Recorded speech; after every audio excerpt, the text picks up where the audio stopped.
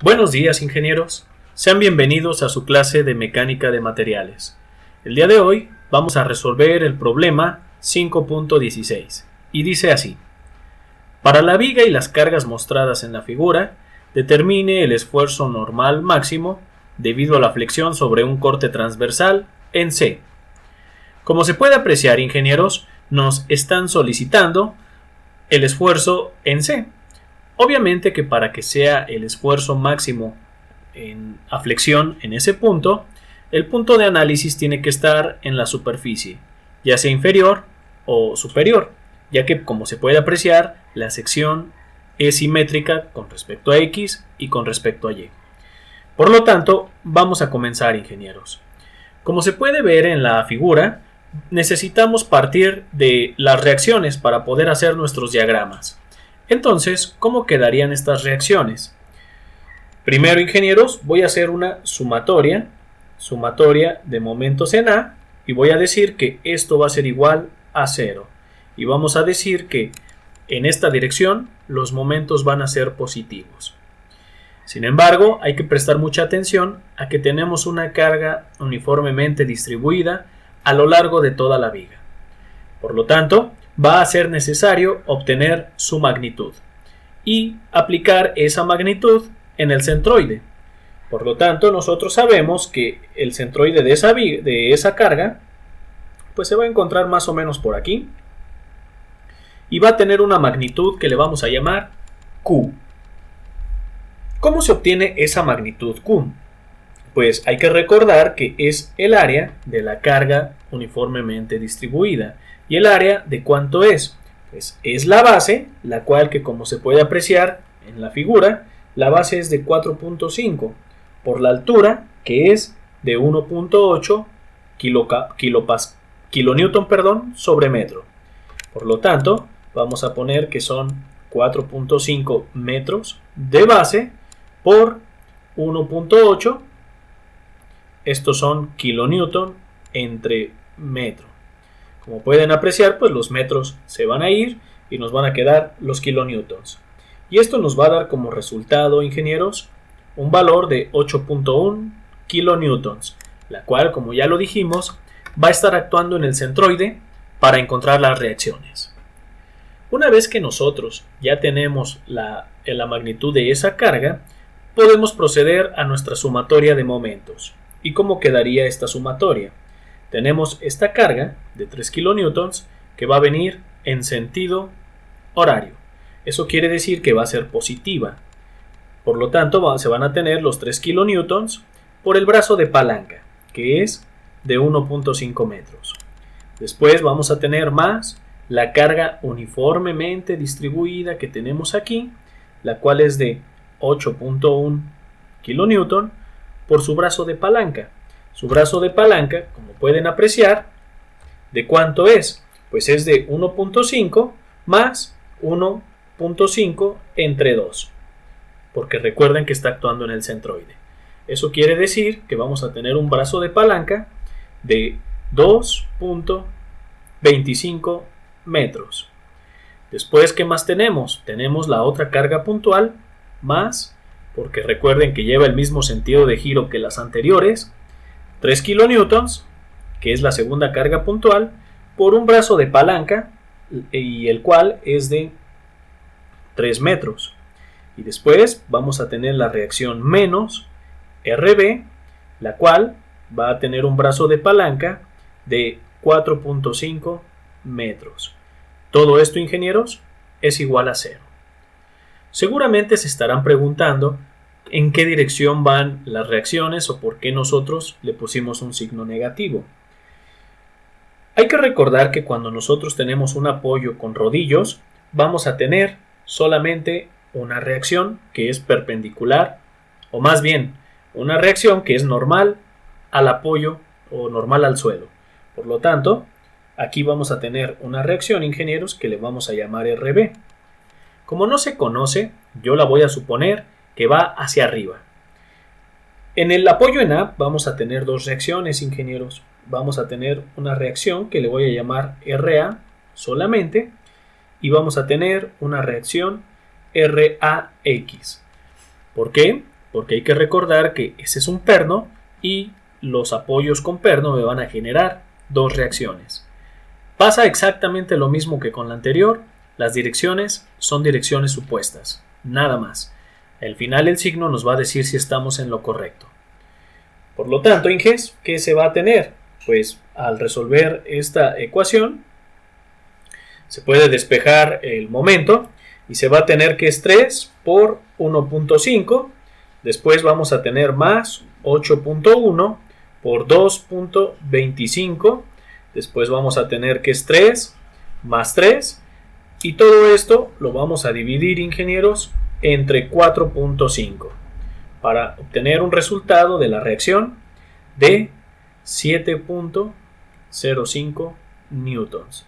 Y listo. Como pueden apreciar, aquí ya tenemos nuestra primera reacción.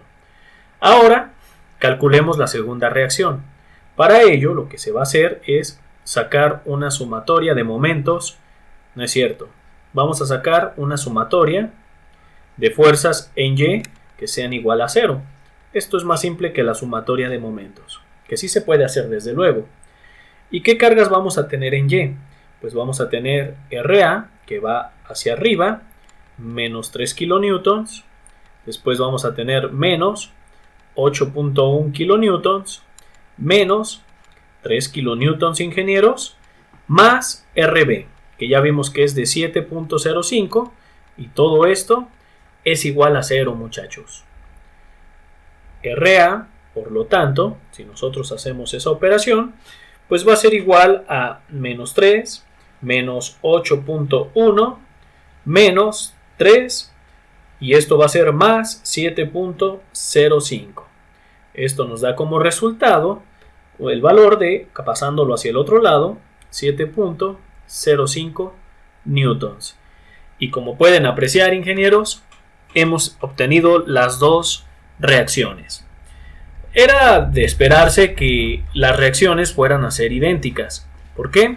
Porque la viga es simétrica. Es decir, pues si nosotros observamos a partir del centro hacia la derecha y a partir del centro hacia la izquierda, pues las cargas son las mismas. Pero atención, probablemente alguien ya vio y dice, pues sí, maestro, pero en el lado izquierdo tenemos una reacción en X. Bueno, pues efectivamente. Para ello, para ver cuánto vale esa reacción en X, vamos a hacer una sumatoria de fuerzas en X igual a 0. Y vamos a decir que hacia la derecha son positivas. Si esto es así, pues vamos a tener menos RAX y aparentemente ya no hay ninguna carga que esté en la dirección X. Por lo tanto, todo esto va a ser igual a 0. Y RAX vale 0. Por eso es que no altera las fuerzas, o no altera más bien esa simetría que existe en la viga. Ahora bien, pues nosotros ya conocemos las reacciones, vamos a proceder a dibujar los diagramas. Voy a borrar lo que me está estorbando, y de hecho esta resultante también la vamos a borrar. Utilizamos la magnitud de la carga uniformemente distribuida solamente en las reacciones, porque de aquí en adelante ya no va a ser necesaria y vamos a tener que ir poniendo cada sección de esta carga según corresponda. Como ya lo hemos hecho anteriormente, se recomienda trazar unas líneas verticales en cada punto o en cada discontinuidad de nuestra viga. Como se puede apreciar aquí en la figura, tenemos nuestras cargas verticales. Ahora bien, si lo que se desea es obtener el cortante, se va a tener aquí el 0 y se va a indicar que ese diagrama va a ser de cortante. Después vamos a indicar en la parte más abajo el diagrama de momento así como se ilustra. Ahora bien, comencemos con el cortante. Voy a borrar la línea porque se ve un tanto chueca. Vamos a ver si mejora. Espero que haya mejorado un poquito aunque sea. Entonces, comencemos con el cortante. ¿Qué se puede apreciar en A? En A tenemos una carga puntual, que es la reacción en A, y va a subir hasta 7.05. Entonces, va a subir esta reacción en A, la vamos a poner aquí, en 7.05. Hay que recordar que las unidades son kilonewtons. Después, ¿qué pasa? Que entre A y C, ahora sí, tenemos una carga que es una porción de la carga uniformemente distribuida. Por lo tanto, pues vamos a sacar esta magnitud de esa porción solamente. Como ya saben, estamos en 7.05, le vamos a restar esa magnitud que nosotros vamos a calcular, solamente de A a C. ¿Y cómo vamos a sacar esa magnitud? Pues es la base, que es de 1.5 por la altura. La altura, como ya vimos la carga, es de 1.8 kilonewtons. Entonces, esto nos va a dar como resultado que va a bajar nuestro diagrama, ingenieros. ¿Hasta dónde? Hasta, vamos a bajarle aquí. Nuestro diagrama va a bajar hasta 4.35. Y mucha atención porque, como pueden ver, el diagrama, al tratarse de una fuerza uniformemente distribuida, este diagrama baja de manera diagonal. Después en C, pues se puede apreciar que tenemos una carga de 3 kilonewtons. Estamos en 4.35 menos 3 kilonewtons, porque va hacia abajo, ingenieros. ¿Dónde nos va a dejar? Pues nos va a dejar, Inges, hasta aquí, que va a ser de 1.35 kilonewtons. Después, ¿qué pasa, muchachos? Lo que pasa es que necesitamos sacar ahora la magnitud de C de la carga uniformemente distribuida. ¿Cómo lo hacemos? Nuevamente, base por altura. Si estamos en 1.35 menos la base, que es de 1.5, por la altura, que es de 1.8, ¿esto en dónde nos va a dejar? Pues nos va a dejar, Inges, en un diagrama que sea aquí y va a ser de menos 1.35. Después, ingenieros, si nosotros ya tenemos ese diagrama, pues estamos en menos 1.35 y en D justamente tenemos una carga puntual. Entonces, menos 1.35 menos 3 de la carga puntual, este va a bajar hasta menos 4.35. De hecho, podemos estar apreciando de una vez que nuestro diagrama pues también va a ser simétrico. Estamos obteniendo los valores que están del otro lado de la mitad de la viga. Para concluir, ingenieros, de D a B, si tenemos una carga uniformemente distribuida, encontremos su magnitud y esa magnitud se la vamos a restar a menos 4.35. Por lo tanto, es menos 4.35 menos la base, que es de 1.5, por la altura, que es de 1.8. Y esto nos dio como resultado, pues algo que ya más o menos sabíamos, ingenieros, lo cual es de menos 7.05. ¿Para qué? Para que al final observemos que en la reacción en B hay una fuerza hacia arriba. ¿De cuánto? De 7.05.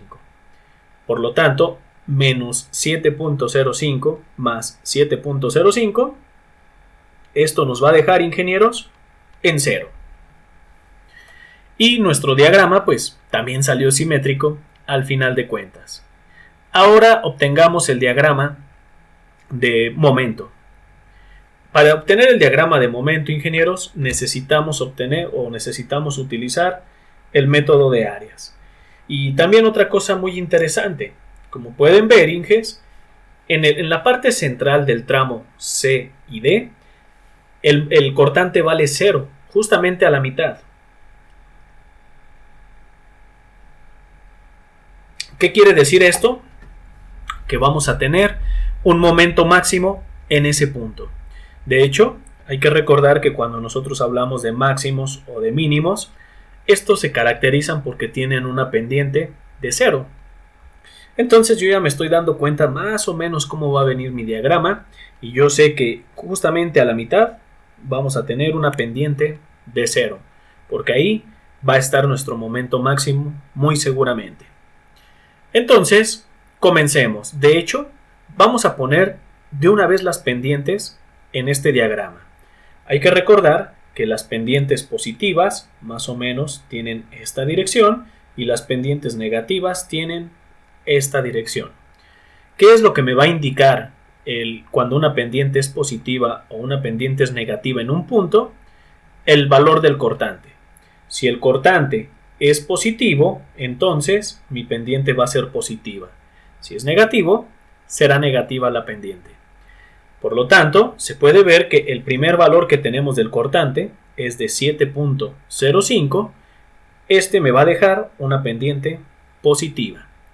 Después vamos a llegar a ¿qué valor, Inges? A 4.35. 4.35 es positivo, por lo tanto, me va a dejar una pendiente positiva también. Y ya estamos viendo cómo es que se va a formar nuestra curva de segundo grado. Porque como ya saben, cuando nosotros tenemos una carga uniformemente distribuida que en el cortante baja de manera diagonal, pues en el momento se va a comportar de manera o como una curva de segundo grado. Y aquí ya estamos viendo más o menos cómo va a venir nuestra curva, solamente resta indicar los valores. Por lo tanto, veamos, vamos a empezar desde cero nuestro momento y vamos a obtener este valor que tenemos aquí, ingenieros. ¿Cómo lo vamos a hacer? Pues a través del método de áreas. Pero atención, nosotros contamos con una figura irregular. Esta área, pues no hay una figura, no hay algo que nos dé esta área. Bueno, de hecho sí, podríamos sacar el área de un rombo, pero pues como no nos acordamos cómo sacar el área de un trapecio, perdón, no es un rombo, es un trapecio, pues ¿qué es lo que vamos a hacer? Pues vamos a separarla. Este trapecio lo vamos a poner que en la parte de abajo va a tener un rectángulo y en la parte de arriba va a tener, ingenieros, un triángulo. Por lo tanto, si sacamos las áreas de estos, primero saquemos el área del rectángulo de abajo. La base es de 1.5 y la altura, ingenieros, que es como se puede apreciar de este rectángulo, ¿cuánto es? 4.35. Por lo tanto es base por altura 1.4 más 4.35 más vamos a sumarle el área de este triángulo que tenemos aquí. La base del triángulo también es de 1.5 y la altura ¿de cuánto va a ser? Pues esta altura de 7.05 es hasta el 0, es hasta la horizontal. Por lo tanto, esos 7.05 le tenemos que restar esta altura que nosotros ya consideramos de nuestro rectángulo.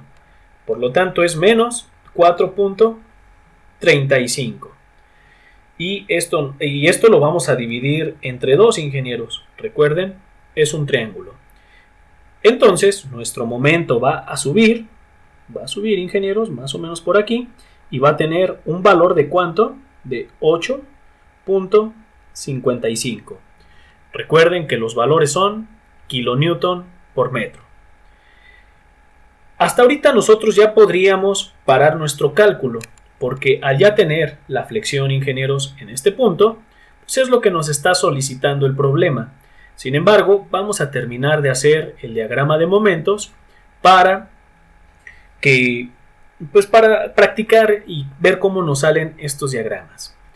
Después, ¿qué se tiene, ingenieros? Pues tenemos este pequeño triangulito de aquí, en la parte inferior, donde pues, el área está por encima de la horizontal, que queda justamente en el centro. Coincidió que la viga, al ser simétrica, ingenieros, pues corta el eje de las X o el eje horizontal justamente en el centro. Sin embargo, no siempre se confíen, ya que cuando las vigas no son simétricas en ocasiones, se ve que cortan cerca del centro, pero no siempre es el centro. En esta ocasión, pues al ser simétrica sabemos que sí es en el centro, ingenieros. Entonces vamos a sumarle a 8.55, vamos a sumarle esa área que forma ese pequeño triángulo. Entonces, 8.55 más la base. La base de ese triángulo pues es 0.75 porque es la mitad de 1.5 por la altura.